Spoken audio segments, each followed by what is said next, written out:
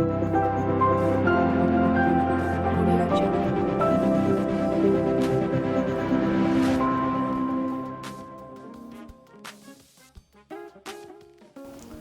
guys, welcome to another episode of 10Plus. Don't forget to like, to subscribe, to share, and turn on your notification. Today I have a profound gentleman in the house, my very dear friend, the relationship guru, my boss. Let's not go there. Join me, welcome Barrister Ocholi. You're welcome, sir. Thank you so much, my boss. So today is going to be an interesting conversation. According to the team, they have rated this course R18. Is it R18 they call it open? Yeah, so it's going to be some serious discussion, but we'll start from the basics.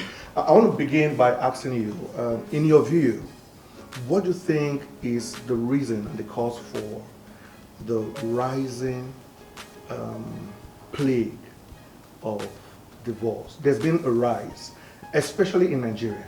You know, back in the day, we thought that divorce was something that was normal in the West, but now we're seeing it happen in Africa, in Nigeria. Not just divorce that happens after 10 years or 5 years. We're seeing divorces occur after 3 months of marriage. So in your view, what do you think are the possible, let's say, top 2 or top 3 reasons for divorce? Well, I would even stick with one. And 3 months is long. I know a story of a man, 4 days. And yeah, absolutely. He's moved on and she's moved on and all of that. So I'll stick with one reason, like I said, mindset. You know, the mind is so powerful. Our life actually flows from the mind. So many of the things you talk about are just symptoms that come off the problem itself. So until you address the issue. So the mindset thing is quite diverse, and you could approach it from different perspectives. You're dealing with a generation of awareness, all right? There are certain things that our mothers took that did not exactly spell a good marriage. Like I had the misfortune one time of preaching at a wedding where I was sitting on stage with about 20-something reverends of the, let me use the word, old order. And I found myself explaining that longevity in marriage does not mean fulfillment in marriage. Because certain people stayed so long, but you know, in our generation, some of our mothers were not wives, they were first child. You know, so awareness has happened. But awareness itself becomes destructive when not balanced. So it's still a mindset thing. So this lady is now aware that, you know what, I'm not going to take that. But when you're not taking that, what else are you giving or what else are you taking? So it led to dealing with mindset. A part of this generation looking back and say, you know what, that's not working, but never searching for what works. So you fight the principle of patience in the extreme without asking what is patience in the balance. So it's a mindset thing. Like I sat with a gentle lady who said her husband needed to date her again. I don't understand that concept. I mean, she walked out of the house. I mean, several months. So you go out, take her to a hotel, your wife. You take her for dinner, take her for lunch, and after a few months she say, you know what, it's still not working, I'm getting divorced. And I looked at them like, where did you get this from? Where exactly did you get this from? Because what I said to them was, the day you stepped out of the house, you made a crack deeper. Because it takes being together to work it out. The moment you step out, you create a gulf, and it only widens. So we have people, and that's why I always also talk about association. Quickly I began to ask myself, who is talking to this one? Who is this one relating with? Who is giving these impressions? Because you are where you are because of how you think.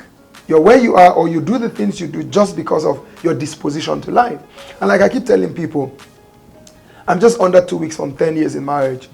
In fact, someone was arguing with me and I told the person, I've had the same woman in my life for 17 years. 10 by December of this year in marriage. So because she was saying a few things that I didn't agree with. So I'm like, do you think when we talk about couple goals, people like to see our picture? Please forget picture. Picture is just the final thing we put out. I'm like, any disagreement you're talking about, we've had it. In fact, one of the prayers I pray for people when I speak to them, especially single people, the mistakes I've made, don't make it. Because there are certain things, by the grace of God, we survive, and some people will not survive now. But what should you pick? The principles that dominated our minds. And to wrap up on this, I would just say, I once did a video from a broken home, but not in a broken marriage. My parents were separated before I was 8, divorced by the time I was 10. I've had 4 mothers in my life. I mean, life is good. But one of the things I did was to observe closely. Why did they fail? There was a mindset that was responsible for it. Then I realized that education that is informal is stronger than formal education. I realized that I picked a lot of rubbish myself in the process of that I needed to undo. So there was reschooling and all of that change in mindset. I had to focus on what matters. So I think mindset is the issue. People find it easy to walk away now from commitments. People find it easy to just, to just break it, and that's it. And one of the things they must put in place for me is you must put the association that defends the right mindset. Well, you told them I'm your boss, which is not exactly true. I cannot say you lie. But I'll tell you one thing. Yeah. I have you to deal with if I decide I'm not married to Julia anymore. I have people I look up to who respect me, I respect them. I have people who can call me to order, surrounding me with the right mindset. So if you want to think it, just in case your village people just send them, and you want to think it, you just come back to your senses. When you know who can call you and where you have to go. So that independent feeling of I can do what I can do isn't helping anybody. So I think mindset is a big deal.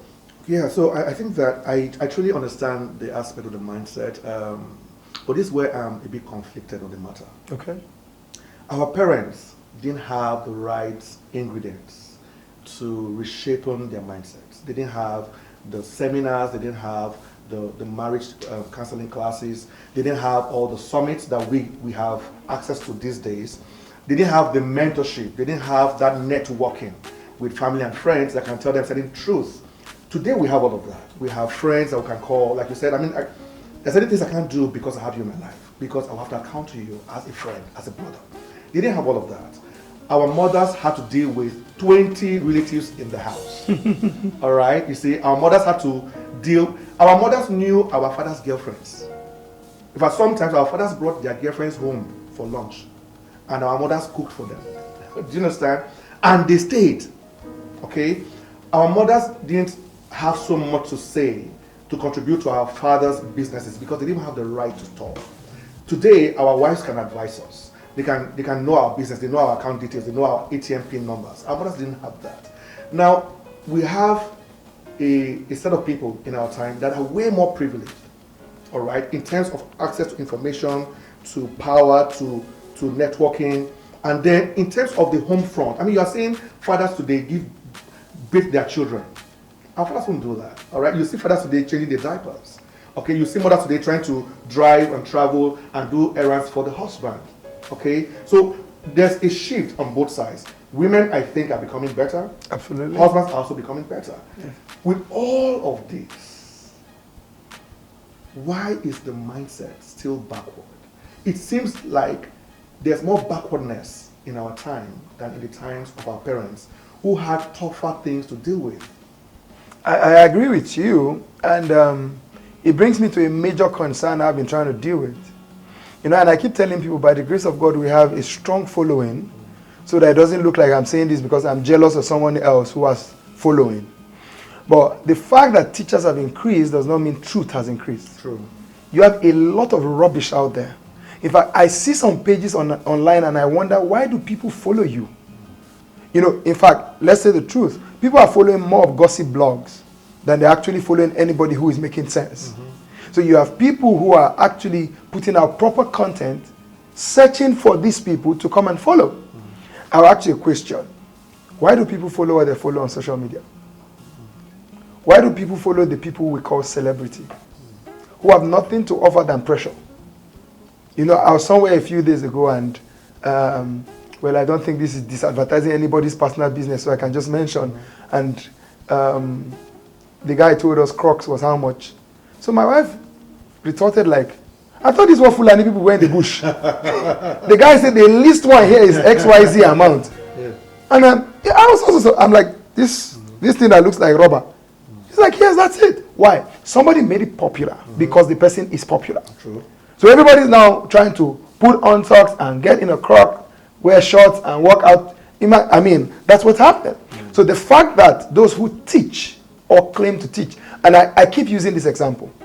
We live in a generation of life coaches who don't even understand what life is.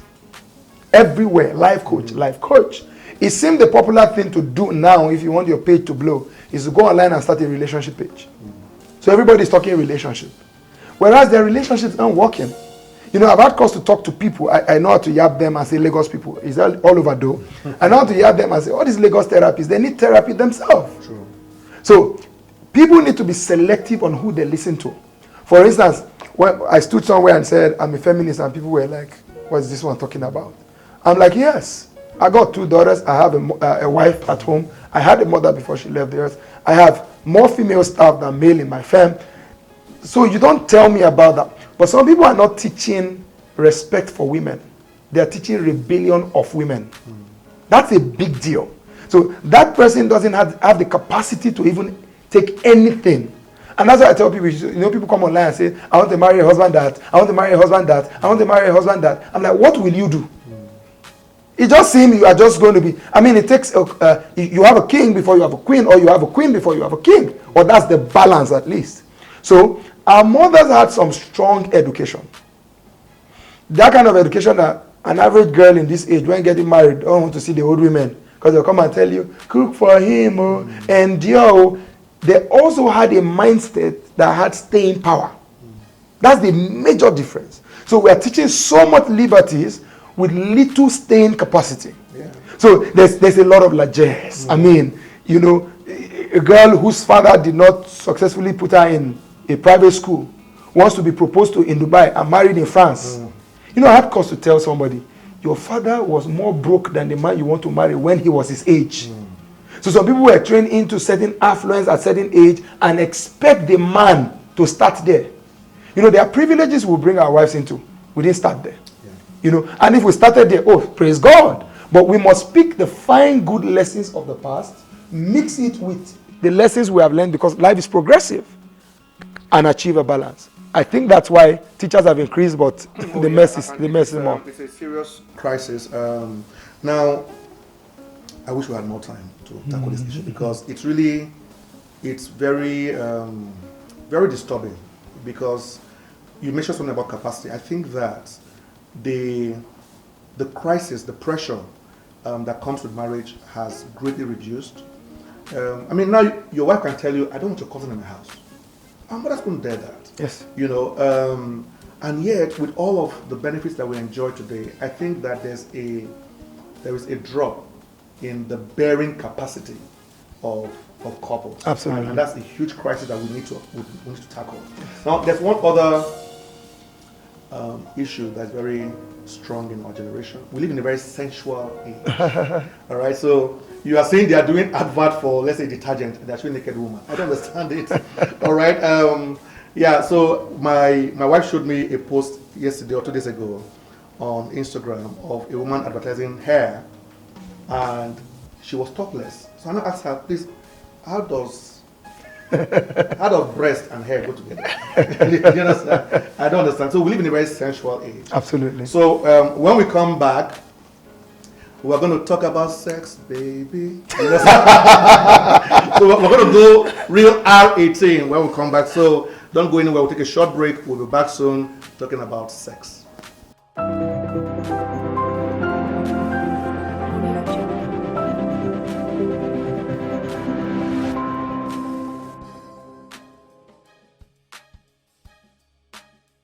Welcome back, guys. I still have in the house Barrister Ocholi, and we'll be talking about marriage and divorce, and we are going all R18 now. There is a likelihood, guys, that we won't be able to touch up really on what we want to discuss right now. So I'm going to beg Chairman to probably afford us another episode. Okay, so stay tuned. So we're talking about sex now. And before you jump, it's not any kind of sex, it's sex in marriage. All right, so we live in a very sensual age. Okay, you see people advertising detergent with naked women. You see adverts on phones with naked women. You see adverts on hair with naked. I don't get it. All right, so it's a very sensual age. And like you said, sometimes when we watch celebrities, there's a pressure on young people. The same thing about the media. When you look at your social media page, there's pressure. There's pressure. Even for a decent guy, for a decent woman, to want something more that is basically a fantasy. So fantasy has become the object of the cravings of married people. And I think that is a major crisis to deal with. So you have, I'm going to get there with you. You have people getting married with an illusion that if my wife doesn't have this kind of breast, she can never satisfy me. If my husband doesn't have this kind of penis, he's out eating, forgive me. He can't satisfy me. So I want to begin first by asking you, what is the role of sex in marriage? Big question. Meanwhile, let me start by adopting all you said. Yeah. Very key to, the conversation, because a lot of people actually get in with what is impossible. Media is media. That's the honest truth. Okay, what's the role of sex in marriage? It's like asking me, what's the role of the air conditioner in your car? So my answer will be a question. What is more important to you, the movement of the car or the air conditioning in the car? Sex is for the joy of the journey. It's part of what you take, to create the balance between purpose and pleasure. So that if you turn attention to, I always give this example this way. Just imagine, because you have a good car with a good AC, you leave your bedroom in the night and go spend the night in the car. You would damage the car, because the car is made to move. It's supposed to, it's an automobile. It's supposed to take you somewhere. All right, so sex is supposed to offer the comfort on the journey of purpose, so that the distractions, that come with, sexual issues, you can, have someone you love and share that time with, share intimacy with, while pursuing your respective life and your joint life. So if you want to approach sex properly, and if you don't do what I just said, you are likely going to be so dissatisfied, because you are going to come to the point where you turn sex to the purpose of the relationship itself, which is a total misnomer. It's not correct. It puts you in a place where you can't, it's not going to work. So sex must be given its place, or everything relating to the emotions must be given its place, and purpose itself must continue, because all the things that come with marriage already tells you that sex is just for that place I just described. You're going to have children that you have to train. You're going to have bills you have to pay. You're going to have a job. You're going to, I once heard a minister, T.D. Jakes, say, and which I've experienced, when your children are holding you not to go out there, enjoy their time with you. And he turned to them, I'm like, you're going to go hungry if I stay in this house. So you can't get what you want and still get what you want. So I must step out of this house. So if we don't find that balance, we'll now create a situation that is funny. The same woman or man will look at you as a useless person. Like I didn't marry a penis. I married a man. All right? So it's not just this body. I married a person. So usefulness will now be required at some point. Like the value I take from you becomes much more than the bedtime or wherever we do it. So I think sex has that. And this is crazy, because there are a lot of young people now who can't go far with their relationships without a demand for sex. Right? So it begins, and then the man really wants sex. Now, because they feel that sex is where all of this climaxes. Now, I'm going to also bring a term, and it may not make any sense, but I'll explain it. So I think personally that sex is important, just like the AC is important in the car, to bring some joy, some pleasure. And life is very sad if you don't have some pleasure. And sex in marriage should bring that. I also believe that there is a difference between sex and lovemaking. Absolutely. All right. I think that, in my opinion, and I want to hear your views on it. My opinion is that you need your body to have sex. You need the breast, you need the penis, you need the buttocks, you need all of that to have sex. But when it comes to lovemaking, you need your mind. Absolutely. So I think the reason why many young people are getting into trouble is that they are pursuing sex in marriage and they're not going after lovemaking. Because when you're truly making love, you make love with your mind. And when you make love with your mind, the size of the breast, the shape of the breast, the size of the penis doesn't play such a big role. Because, see, many men go to cheat because they think that they will find something better out there. But have you noticed that most men who cheat on women who are less attractive than their wives? Absolutely. So it's not really about the breast. Many men who cheat, even the women who cheat, look at the men they are cheating with, or the women they are cheating with. They are not as attractive as their spouse. So it still comes down to the game of the mind. So somewhere in their thinking, they think that something is better out there. And what they are going after is not as premium, as in actual facts. It's not as premium as what they have at home. So they think it's about the body because they are seeking sex. But what they should focus on is making love. And that's where they miss it out. So many people are not having satisfied sexual relationship with their spouses at home because they are making sex only with their bodies and not their minds. And the foundation for this also comes, number one, from everything we see. Yes. I mean, you go to the office, the way they dress these days is different. Somehow everything promotes everything, if you know what I mean. So there's a lot of distraction out there. How is a couple supposed to manage all of this? And how can a couple refocus their attention and their energy on the mind factor, even in their sexual lives? Okay. Well, you just keep making me adopt what you say as as part of mine. That's a tricky question because a lot of married people are already in trouble. Already in trouble. I agree with you totally about lovemaking and sex and all of that. There are more virgins in organ than virgins in the mind. A lot of people do more with their mind, even single people. Some single persons have never had sex, actual sex. But mentally, there's an assault. Media has already done all of that. So for marriage, the first thing is a lot of people need to come to terms with the body of their partner. Many have not. So you're still carrying this image, an idea. Yeah. And one of the things about education is you must be careful to resist informal education vigorously. I mean, with everything you got. There are channels that are blocked in my house deliberately for myself and for the children. I mean, one of the things I do, I see people threatening people on Facebook all the time. If you do this, I'll block you. I never talk about it. I just do it silently. If I don't defriend you, or is it defriend as the right word, I just mute you so I don't see you. Because since I hit the friend limit, I don't even want fresh requests here and there.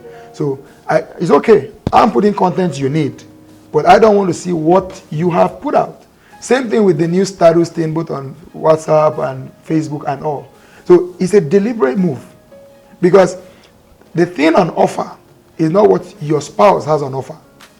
And this thing is getting offered in bolder terms. They're not joking about it. So one of the first things is we must be honest with ourselves. See, if it can move you, it can move you. Simple. Sometimes people want to lie about what moves them. So I see it. I do a lot of that status. I mute you. Your post, I unfollow so I don't see. The next thing is couples must learn to be open without being ashamed. Very open. One of the ways you deal with stuff is learn to vocalize it between two of you. Because this partner is looking for expression. And if they can't talk with you, they may go talk to somebody wrong. So we're driving. Baby, did you see that? Kai, this one don't spoil. Let her gist it. Let her know her husband is human. Because trust itself flows from vulnerability.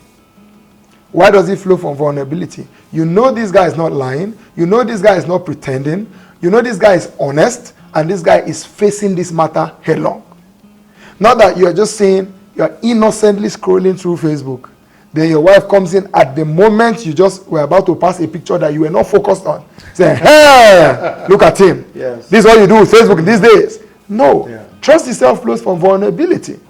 The ability to say, what, I'm going to change so-and-so from so-and-so department, or I'm going to post this person out, or I'm talking to somebody else to get a job for this person because I've talked to this person is not listening. I'll give you a very simple story. I serve predominantly in the teens church in my church. On Sunday, I was the one teaching. And this, teenager. The way she was seated, I instructed, you need to go back or be given a seat elsewhere. And I continued teaching. I came towards that place again. She was still seated the same way. Number one, I don't even know how you left your house that way with your parents. I had to pause everything. You stand up and be given another seat. Because she's an older teen. She looks like a woman. Then, everything poorly out the moment she sat down. My wife was in that service. God is good. No conversation has come up after that because there's no need. It's just decent to do or to vocalize it at that point because you don't actually enforce certain standards until you vocalize it. So be free to have this conversation as a couple. Then the last thing I'll say on this is what you don't value never appreciates for you. A lot of times people are waiting for the day their partner's body will wow them.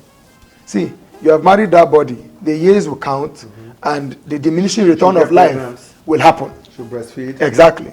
And in fact, some women married a man with 6-pack and ended up with an amusement park. It's normal. The man is also changing. That's right. Strength is diminishing. Yes. It began with 20 minutes, now it's 5 minutes. Exactly. Or sometimes not because his physical strength has abated.